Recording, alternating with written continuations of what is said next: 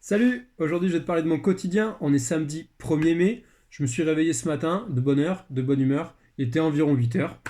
Et là j'ai enchaîné direct. Hop, hop, lavage de dents.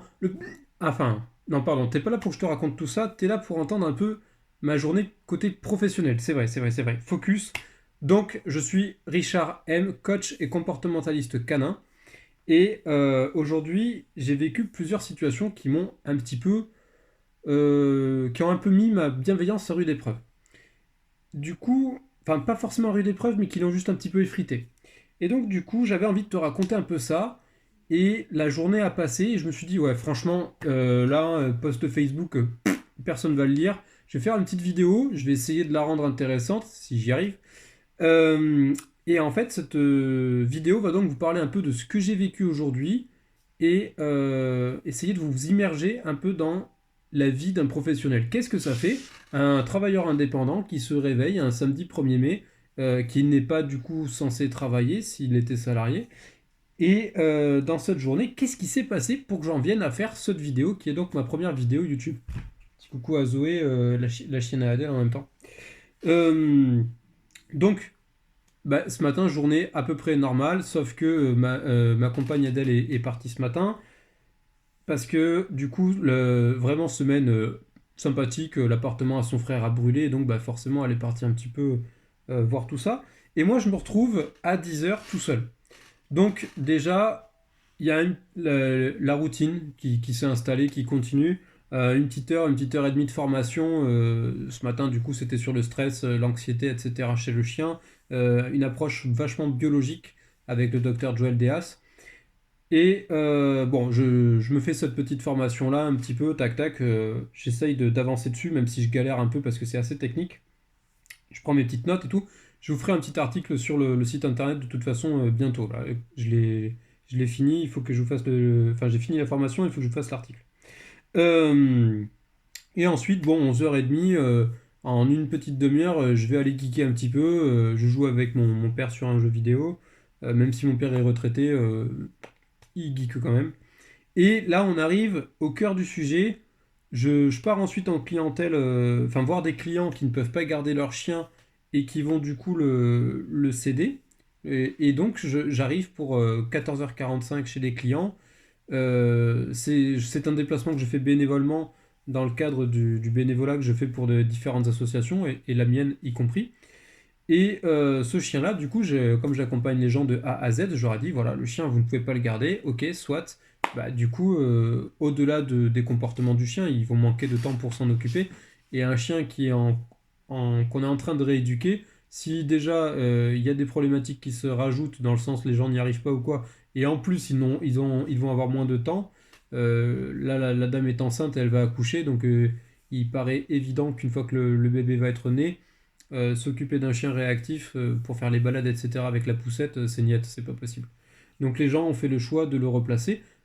Tout commentaire là-dessus en mode hors bienveillance ou quoi, c'est poubelle. Les gens, ça fait 1 an que je les suis. On a fait 6 ou 7 séances, je crois, au total. Je les ai vus en plus en dehors des séances, on a fait des balades. Euh, ils ont fait également, ils ont vu un autre professionnel éducateur canin, ils ont vu une vétérinaire comportementaliste, ils ont vu un autre comportementaliste aussi avant moi. Il y a eu un check-up veto qui a été fait, enfin plein de choses qui ont été faites, mais ces gens-là ne peuvent pas garder leur chien, c'est comme ça.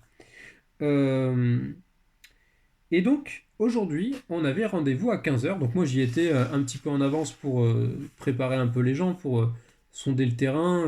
Les gens, comme ils ne souhaitent pas donner leur chien, ils étaient vraiment en larmes. Et franchement, enfin, il faut imaginer, quoi. Les gens, ils sont en train de se rendre compte que la vie qu'ils offrent à leur chien n'est pas la vie que dont le chien a besoin. Et ben, ça fait pas du bien, quoi. Et là, ben, je devais rencontrer une personne qui devait venir voir le chien pour potentiellement l'adopter, et que dalle. 15h05, personne. 15h10, personne. 15h15, bon, donc à 15h05, j'ai envoyé un SMS. 15h15, toujours personne, j'appelle. Répondeur direct. Bon, bah à 15h30, on est parti promener le chien sans la personne. Hein. Le chien, il a quand même besoin de sortir. On en a profité pour taper la discute. Et déjà, c'est un peu tout ça qui me saoule. Sur cette histoire-là, pour ce petit chien, il suffira, je vous mettrai le lien vers l'annonce, c'est un bulldog français de 4 ans. Il y a déjà pas mal de choses qui me gonflent parce que on perd un temps fou avec l'association à répondre à des posts, vraiment, on se demande si les gens ne prennent pas pour des cons. Il y a des gens qui ne lisent pas les annonces. C'est-à-dire que dans les premières lignes, c'est marqué que le chien n'est pas OK chien. Il y a une vidéo qui montre le chien qui justement ne peut pas croiser d'autres chiens. Il les croise à 2-3 mètres, mais on ne peut pas s'approcher davantage. Euh, bon, en sachant qu'à la base, ce chien, il aboyait, il tirait en laisse, il bavait quand il y avait des chiens à 100 mètres. Donc là, quand on a une vidéo où il peut s'approcher à 2-3 mètres, déjà, on est content. Nous, déjà, on est content. Mais les gens, quand ils voient ça, si tant est qu'ils regardent la vidéo ou si tant est qu'ils lisent le texte, nous contactent et on n'arrête pas d'avoir des demandes pour des personnes qui ont déjà un chien, qui veulent adopter ce chien-là, qui n'est pas OK avec les chiens. Enfin, à un moment donné, je sais pas quoi, c'est quoi ton idée quoi? C'est d'aller jouer aux billes sur l'autoroute ou quoi? Enfin, en fait, c'est un peu le même truc quoi. Il faut réfléchir quoi. Si tu veux adopter un chien, tu lis l'annonce au moins. Ou au moins en diagonale. Et sachant que les gens vont lire en diagonale, c'est écrit 3 fois dans l'annonce. Euh, et là, j'ai une bénévole du coup, enfin c'est pas ma bénévole à moi. Il y a une bénévole qui interagit avec lui, qui répond et qui lui demande de relire l'annonce. Une première fois, la personne ne relit pas. Une deuxième fois, la personne ne relit toujours pas. Une troisième fois, la personne ne relit toujours pas. Au final, ça a fini que la personne, ça l'a gonflé qu'on lui demande de lire l'annonce, elle nous a bloqué. Et c'est tout le temps comme ça. Déjà, avant cette rencontre-là, chaque dossier qu'on a eu en demande, c'était quasiment tous, euh, poubelle. C'est des gens qui lisent pas l'annonce, des gens qui se rendent pas compte que quand on dit que le chien il est pas OK chien, ça veut pas dire il est curieux. Quand il y a marqué agressivité, ça veut pas dire il veut jouer. Des gens qui réinventent mon métier en me disant quand même, sur la vidéo, moi je vois bien que ce chien, il montre juste un intérêt de curiosité et qui va aboutir forcément, évidemment, comme tout le monde le sait, sur du jeu. Ouais, ouais, si le chien essaye d'en tuer un autre pour toi, c'est du jeu, ok, good game, écoute, que les Hunger Games commencent, quoi. Mais non, ce n'est pas du jeu. Euh, Qu'est-ce qu'on a eu d'autre de sympathique? Des gens qui veulent adopter le chien, mais qui n'ont pas de papier français, et qui semblent tout à fait cohérents quand on met que le chien va être placé sur Bordeaux, avec un suivi sur Bordeaux, de me dire que les personnes sont étudiants étrangers, et que du coup, de toute façon, en cas de souci, c'est pas grave, il retournera dans un pays étranger avec eux, quoi. Non mais, déjà, il n'est pas adopté n'importe où en France, il est adopté sur Bordeaux, dans une localité bien précise, pour qu'il y ait un suivi bien précis. Et du coup, enfin voilà, moi je vais pas prendre l'avion pour aller faire la post-visite, quoi. Euh, donc c'est quand même, déjà c'est franchement Dayo. Ça c'est toute la semaine comme ça et tout. T'arrives le samedi, tu te dis, enfin j'ai trouvé quelqu'un qui était bien. Enfin. Et le mec, il se présente même pas au rendez-vous. Vous allez me dire, ouais, mais peut-être il a oublié, là. Je l'ai eu hier soir au téléphone. Je l'ai eu hier soir au téléphone. Il m'a dit, ouais, t'inquiète et tout. À demain, 15h, tout, ça va le faire. Bisous, bisous, à demain. Et le lendemain, bisous, bisous, que dalle, quoi. Y a rien. Bon, enfin, on s'est pas dit bisous, bisous, mais la personne était sûre d'elle. Voilà, il n'y a pas eu de. Bon, non, c'est sûr de soi, tac, demain 15h, quoi. Bon, ok. Et là, demain 15h, il n'y a personne. Enfin, demain 15h, aujourd'hui, il n'y a personne. Ça, déjà, franchement, c'est vraiment pénible. Euh, le temps que nous, on passe bénévolement sur ce genre de truc à répondre aux questions où les gens ils ne prennent même pas la peine de lire le texte, quoi, alors qu'on leur redemande, le temps qu'on passe à organiser les rendez-vous, les gens ils bloquent leur créneau, moi je bloque mon créneau, ce qui veut dire que le samedi c'est quand même un des 2 jours où je travaille le plus, puisque c'est le samedi et le dimanche où je travaille le plus. Enfin, le samedi après-midi et le dimanche après-midi, parce que c'est rare que je bosse en matin le week-end. Là, ce matin, je t'ai réveillé à 8h, c'est rare, hein. Normalement, c'est 8h30, 9h. Hein. Vous pourrez demander à Wendy, on fait cluquette dans le lit. Wendy, du coup, c'est ma chienne. Euh, et voilà, voilà, franchement, c'est juste pénible. On monte une association pour prendre soin des chiens, également des humains, c'est important. On souhaite prendre soin des humains auxquels on confie un chien, on souhaite prendre soin des humains qui ont besoin de céder leur chien parce qu'ils ne peuvent pas le garder. On souhaite prendre soin des humains qui croisent notre route, soit parce qu'ils veulent nous aider bénévolement, soit parce qu'ils viennent faire une balade avec nous, etc. Il n'y a pas de souci, on est Enfin, on est généreux dans l'assaut, il n'y a pas de souci, on peut donner à notre personne, c'est ok.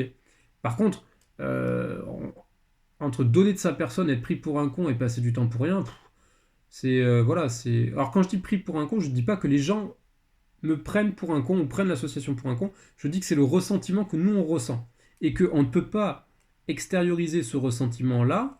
Enfin, dans mon cas, c'est très rare. C'est rare que je le ressente comme ça, mais ça peut arriver et ça arrive parce qu'en fait, c'est quand la communication se rompt. Comme tout à l'heure, le gars ne se présente pas au rendez-vous, il est 21h, 20h56 quand je tourne la vidéo, je n'ai même pas eu un appel ou un message. Donc peut-être qu'il lui est arrivé un problème, ok, mais c'est fréquent que ce soit comme ça, et c'est gonflant. Ça serait bien que les gens communiquent, nous disent, écoutez, finalement je le sens pas, je me sens pas à l'aise, écoutez, j'ai eu ou un SMS, j'ai eu un empêchement, je ne peux pas venir, bam, ça y est, c'est réglé. À un moment donné, c'est qu'en fait, l'empathie, elle ne peut exister qu'au travers de enfin, au moins la recherche de la compréhension. Je veux bien chercher à comprendre l'autre, mais mon capital énergie n'est pas inépuisable, quoi. Et mon énergie, je n'ai pas forcément envie de la donner à 100% au premier quidam venu.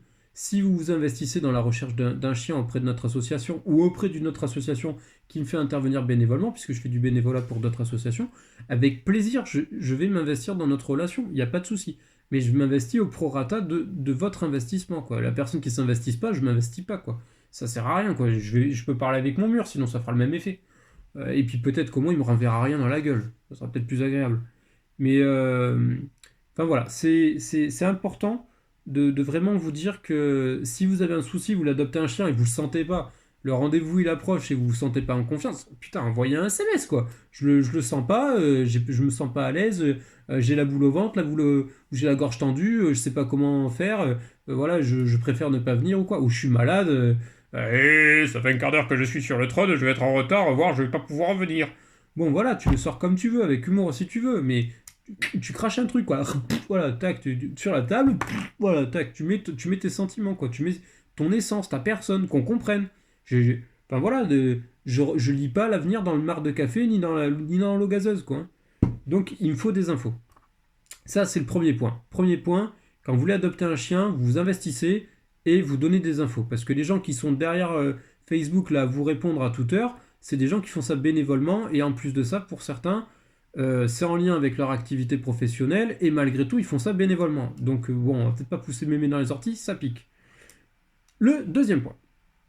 Je regarde mes notes. Oui, le deuxième point. C'est que je suis parti donc une fois que je suis resté avec les gens, on s'entend bien de toute façon, c'est devenu des amis, on s'entend bien. Ils m'ont fait mon petit cadeau. Oh, je vais vous montrer. Je vais vous montrer ce que j'ai eu pour mon anniversaire, j'ai oublié.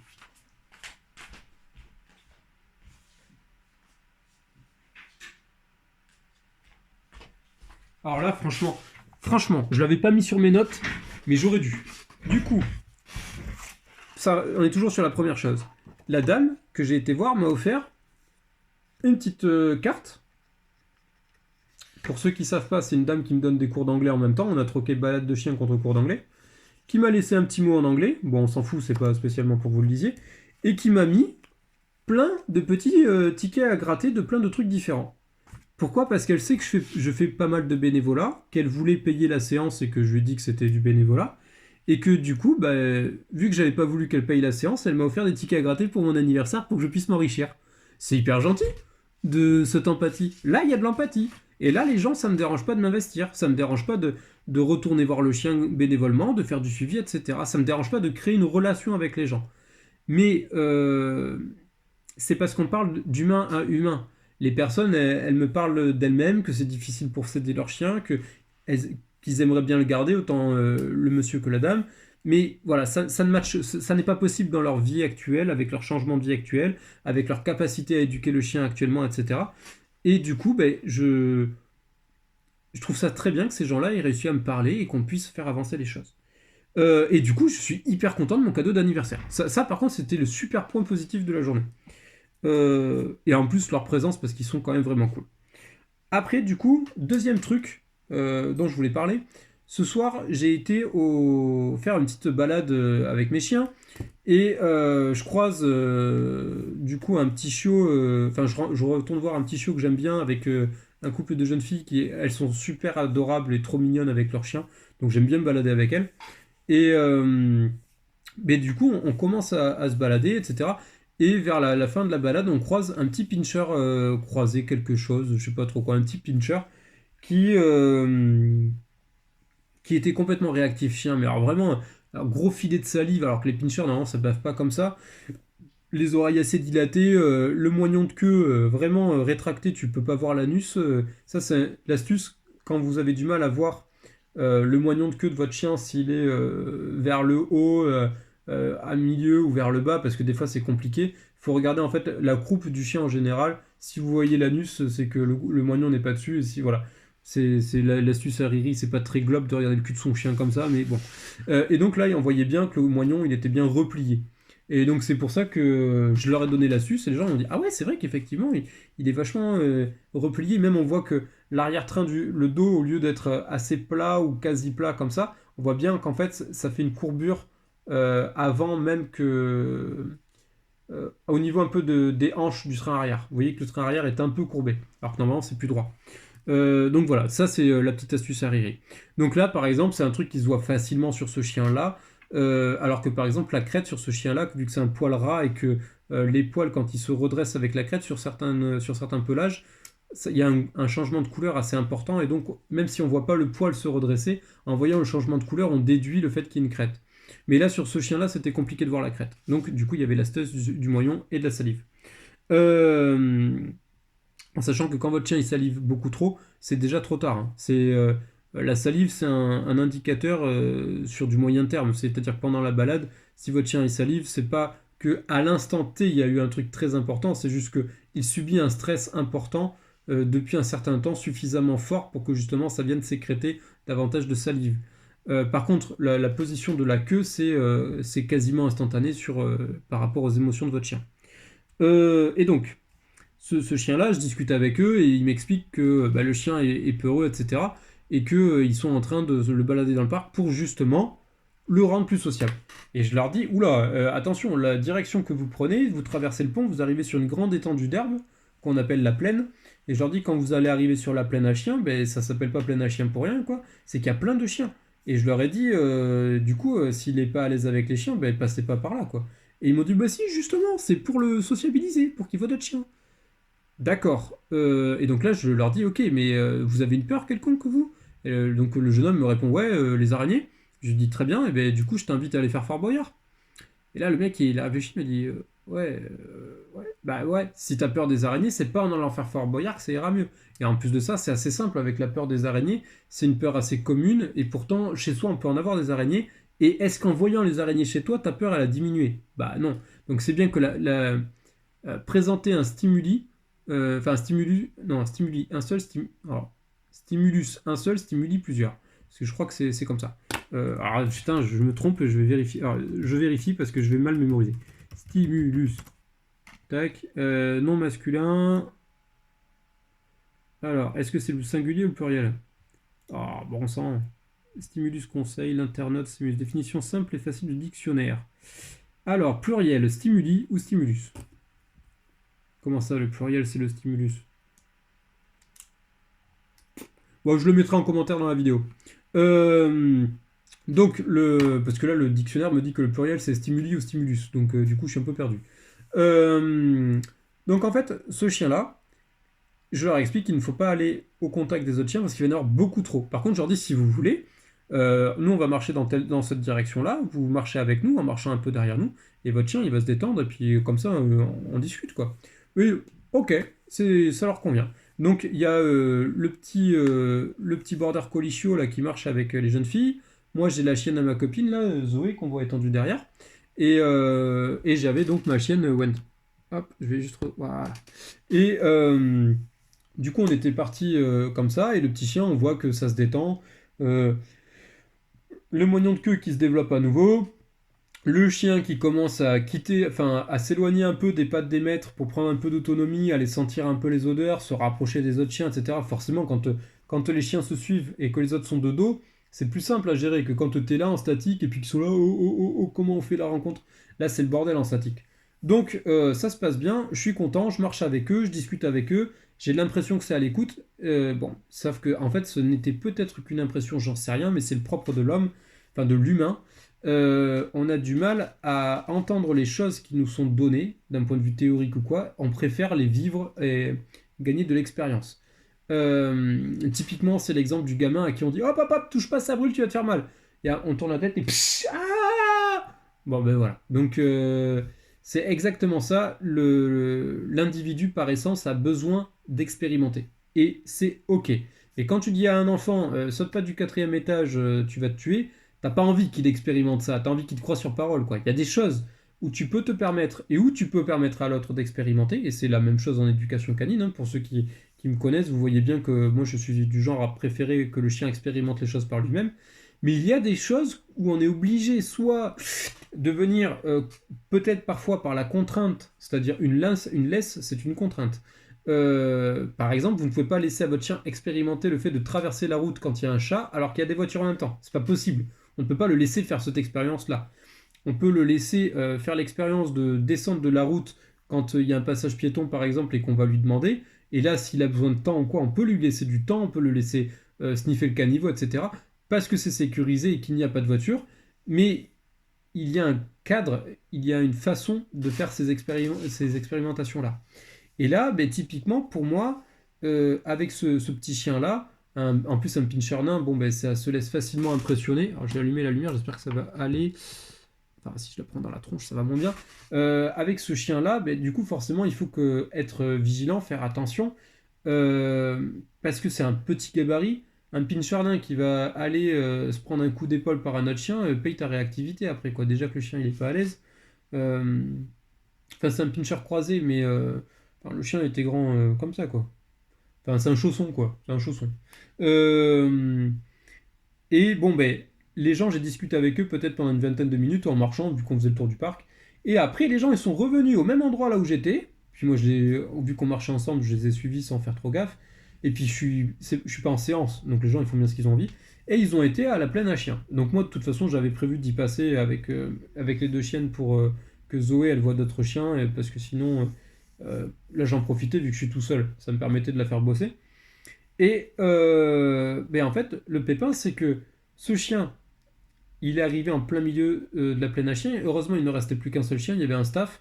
Donc Zoé, elle a été sympathisée avec le staff, ça s'est vachement bien passé pour une fois. Et ben, les gens, ils faisaient courir leur chien sur la plaine. Et ensuite, ils ont voulu insister sur les rencontres avec un groupe de trois chiens qui est arrivé.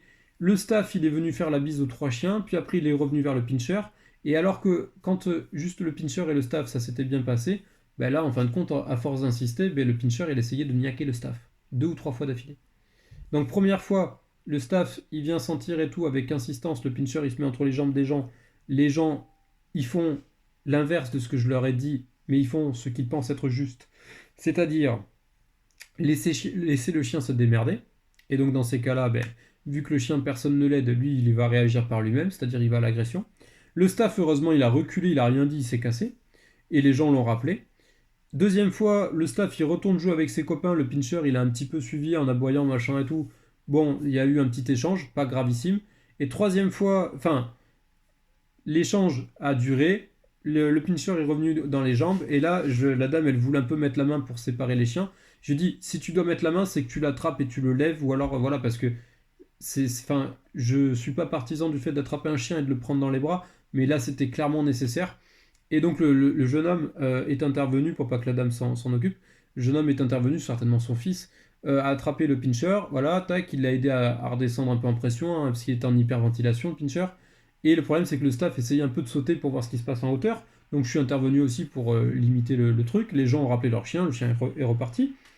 Troisième fois, le staff il revient voir ce qui se passe parce que, encore une fois, les gens sont avec leur pincher proche d'un groupe de trois chiens et le staff, du coup, ben, forcément, il veut aller jouer avec les copains. Donc même si, quand les gens le rappellent, le staff est très bien éduqué, il y retourne direct dès le premier appel, vu qu'après il a carte blanche, il retourne jouer. Et là, ben, le pincher, carrément, il s'est mis à claquer des dents, à vouloir vraiment aller choper le staff, etc. Et ce que je ne comprends pas, c'est... j'ai l'impression d'avoir pissé dans un violon, littéralement. Et je me dis, ma pédagogie est peut-être mauvaise. Mais comment faire comment est-ce qu'on peut expliquer ça à quelqu'un? Si vous avez vécu par exemple la situation étant dans un parc et vous vous êtes fait aborder et quelqu'un vous a expliqué quelque chose par rapport à votre chien et ça vous a intrigué, ça vous a plu, etc. et ça vous a aidé à progresser, je veux bien un témoignage en commentaire. Si, si également vous êtes professionnel du comportement canin et que quand vous êtes dans un parc, ça vous est déjà arrivé de donner des conseils et que vous avez des bonnes méthodologies pour que ça passe bien, je veux bien une intervention en commentaire. Si vous voulez me raconter un peu comment vous faites en général dans un milieu professionnel en clientèle, pourquoi pas, peut-être que ça me sera utile.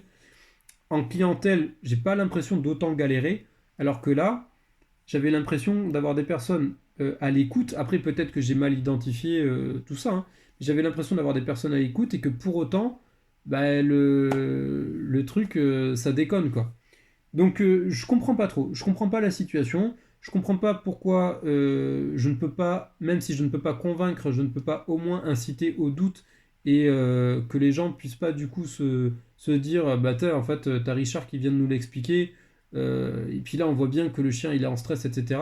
Il vient d'avoir un petit couac avec un staff, on va s'éloigner. Enfin un pincher face à un staff, à un moment donné, si ton chien il veut bouffer le staff, tu te dis bien qu'il y a un souci, quoi. Sachant que la laisse du chien est au sol et que bien sûr, aucun des deux chiens n'est muselé. Mais clairement, le staff n'a pas besoin d'être muselé. C'est une crème, c'est une pâte, ce chien. Et je leur ai bien dit, parce que du coup, j'étais à côté, moi. Là, je m'étais éloigné, hein, j'avais fini de me balader avec eux, je m'étais éloigné, j'étais à 20-30 mètres. Et quand j'ai vu la scène de loin, je me suis rapproché. Et, euh, et du coup, je me suis rapproché. Et à la troisième fois, quand le chien. Enfin, à la deuxième fois, du coup, j'étais assez proche pour parler à la dame. Et après, je me suis rapproché davantage pour parler avec le jeune homme. Et je lui ai dit, tu vois, t'as un problème comme ça. Je lui dis là, ça va se passer peut-être 9 fois, ça va bien aller, ça va aller, tu vas tomber sur des chiens cool. Je fais, mais à la dixième, si le chien il est pas cool, il se passe quoi? Adieu ton pincher, hein.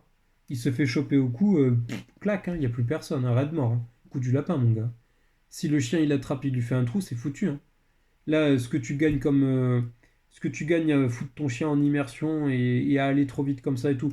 Parce qu'ils m'ont dit, ouais, mais quand on fait ça, il progresse, il va mieux. Et c'est vrai, je dois l'avouer, que entre le moment, à l'endroit où je l'ai rencontré, où le chien était stressé, et sur la plaine, le chien, d'un point de vue extérieur, avait l'air plus apaisé sur la plaine. Mais il y avait deux situations. Au début, quand ils sont arrivés avec moi sur la plaine, moi je me suis directement éloigné pour aller vers le staff. Et eux, ils se sont éloignés vers le fond de la plaine, parce que c'est une grande étendue d'herbe. Et du coup, ils ont été faire jouer leur chien. Et là, effectivement, le chien semblait bien dans sa peau, il semblait à l'aise, etc. Et tout. Quand le chien est venu voir le staff au début, même avec mes chiens, vraiment, le chien avait l'air de se sentir beaucoup mieux. On aurait cru que cet environnement-là, cette zone-là du parc était apaisant pour lui, qu'il avait une routine, etc., et que ça se passait bien pour lui. Mais aussitôt qu'il y a eu d'autres chiens, un groupe de chiens qui est arrivé, ça a complètement changé la configuration. On est passé de je suis sur un terrain où je connais quasiment tous les chiens, puisqu'il y avait donc 3 chiens en plus de lui. Ma chienne, celle de ma copine que je promenais, et le staff. Le staff, il avait eu le temps de le rencontrer, en même temps il a vu que mes chiennes le rencontraient, ça se passait bien, et lui jouait à l'écart. À l'écart des chiens qu'il connaît, des situations calmes. Aucun des 3 chiens, le staff, la mienne ou la chienne à ma copine, n'était excité. Ils ont complètement éclaté ces repères-là. Ils se sont rapprochés, d'autres chiens sont venus. Les chiens qui sont venus n'étaient pas calmes, ils étaient dans le jeu, avec un jeu assez bruyant. Forcément, le pincher, il a pété un câble, il n'était pas à l'aise. Il est sorti de la configuration apaisante et tranquillisante qu'il y avait avant. Et il n'est clairement pas fait, enfin, il n'est clairement pas prêt pour subir et vivre ça. Enfin, subir. Quand tu subis, c'est que tu n'es pas prêt. Mais il était clairement pas prêt pour apprécier cette rencontre et apprécier les choses, ou au moins les tolérer, peut-être le temps de passer, etc. Et là, en plus, ils ont fait un statique. Donc, vraiment, je ne comprends pas. Je ne comprends pas ce que je rate dans mon explication, ou est-ce que les gens ont forcément ce besoin d'expérimenter et de comprendre par eux-mêmes, ce que je comprends moi-même, hein. Je comprends que les gens aient besoin de comprendre par eux-mêmes. Moi aussi, je suis une formation, toute la partie théorique m'intéresse, mais j'ai envie de la mettre en application et de comprendre par moi-même, de vérifier. Mais là, ce que je ne comprends pas sur cette situation-là, c'est que les gens, je leur ai parlé de tout ça, je leur ai parlé des risques, et ils sont encore là. Je sais pas, quand tu attrapes un médoc, là par exemple, j'ai un Bravecto. Adèle, elle a été acheter un Bravecto pour les chiens. Et il est encore là, il n'est pas dans la boîte. Pourquoi? Parce que je lui ai dit, il y a un risque pour les chiens. il y a un risque que nos chiens soient malades avec ce médicament-là. Donc, c'est pas un risque énorme, mais c'est un risque. Donc, du coup, je fais le choix de ne pas le mettre, de ne pas le donner à mes chiens. Et tant pis, on l'a acheté pour rien. Et ça coûte. Ça coûte. Ah, il n'y a pas le prix. Il y a le prix nulle part. Elle m'a dit qu'elle en avait eu à peu près pour 80 € pour les deux chiens. Donc, ça doit coûter environ 40 €. Parce qu'ils n'étaient pas exactement au même prix. Donc, environ 40 €. Je préfère m'asseoir dessus plutôt que de risquer un truc qui va porter atteinte à mon chien. Mais tu prends un Doliprane, t'as mal à la tête, tu prends un Doliprane. Si sur la notice c'est marqué une chance sur 100 que tu aies un cancer, ou que tu aies une hémorragie, ou que tu aies un truc comme ça, t'irais le prendre le Doliprane? Mais bien sûr que non. Tu vas te dire, attends, une chance sur 100 que j'ai. Bah, il n'y a pas un autre médicament qui existe. Mais là, avec ton chien, imagine que tu aies une chance sur 10, ou une chance sur 20, ou une chance sur 30, ou même une chance sur 100 que ton chien se batte avec un autre chien. Tu sais que ton chien il est grand comme ça, et que sur la plaine tu as un staff, un labrador croisé, un teckel croisé, la chienne de ma copine, qu'après est arrivé un autre staff, un terre-neuve adulte, et le troisième chien c'était quoi? C'était un bull terrier. Et donc il y en avait même un quatrième. Il y en a un quatrième qui était passé, c'était genre un griffon croisé. Franchement, qu'est-ce que tu peux te dire que là, ça va bien se passer? S'il y a un pépin, enfin voilà, c'était caché quoi. Euh, donc voilà, moi je ne comprends pas. Si vous avez des infos là-dessus ou quoi, vous voulez partager vos informations là-dessus, parce que là je suis désemparé, je comprends pas les gens, je leur explique le truc, ils me disent qu'ils comprennent, et au final, ils font l'inverse. Pourquoi? Et du coup, t'as pas compris. Pourquoi tu m'as pas dit soit je comprends pas, soit j'aime pas ton idée, soit j'aime pas ce que tu me dis. Enfin, je sais pas, ou soit je t'aime pas toi, je veux pas t'écouter, casse-toi. Je sais pas, faut parler quoi. Pour ceux qui comprennent pas mon interrogation aussi, parce que je sais même pas si c'est légitime à vos yeux, je suis autiste Asperger et du coup les relations sociales c'est complètement un flou artistique pour moi. C'est-à-dire qu'en général vous vous en rendez pas compte quand on se rencontre, enfin ça dépend des situations, mais ces situations-là, je les connais pas assez, je suis pas assez à l'aise et je ne sais pas comment je dois réagir en fait. C'est ça que j'essaye d'apprendre, c'est comment je dois réagir. Qu'est-ce que je dois faire, bordel? C'est ça que je veux comprendre. En clientèle, ça va, j'ai appris, j'ai eu des formations, j'ai eu plein de choses, etc. À la base, je suis quand même coach en développement personnel. Donc du coup, ça va, j'ai une idée de ce que je dois dire et de ce que je dois faire. Ça reste parfois compliqué, ça reste parfois un petit peu flou artistique, mais ça va, je m'en sors. Donc là, voilà, j'aimerais bien un retour là-dessus. Il va falloir que j'arrête la vidéo, on est à 32 minutes, j'avais prévu de faire une demi-heure. Mais le troisième truc qui fait que, c'est que là, je rentre, 20h30, coup de téléphone, les deux jeunes filles avec qui j'ai baladé qui m'appellent, qui me disent que le chien de leur voisin s'est fait mordre, en fait, parce que la dame leur a demandé de le promener, parce qu'elle n'avait pas le temps, l'énergie, etc., parce que personne ne le promène, son chien et que c'est un jeune malinois qu'il est à la tâche dans le jardin et que les gens quand ils le promènent, enfin moi je les ai vus le promener, j'ai vu le jeune homme le promener, il l'emmène un peu plus loin de la résidence, il s'assoit sur un banc, il est sur son téléphone et il le ramène une demi-heure après quoi, pour dire à sa mère qu'il l'a promené. Et après le reste du temps le chien est au bout d'une laisse dans le jardin. Et c'est ces jeunes filles-là qui ont leur propre chiot, qui en plus de la balade à leur chiot, vont balader ce chien-là.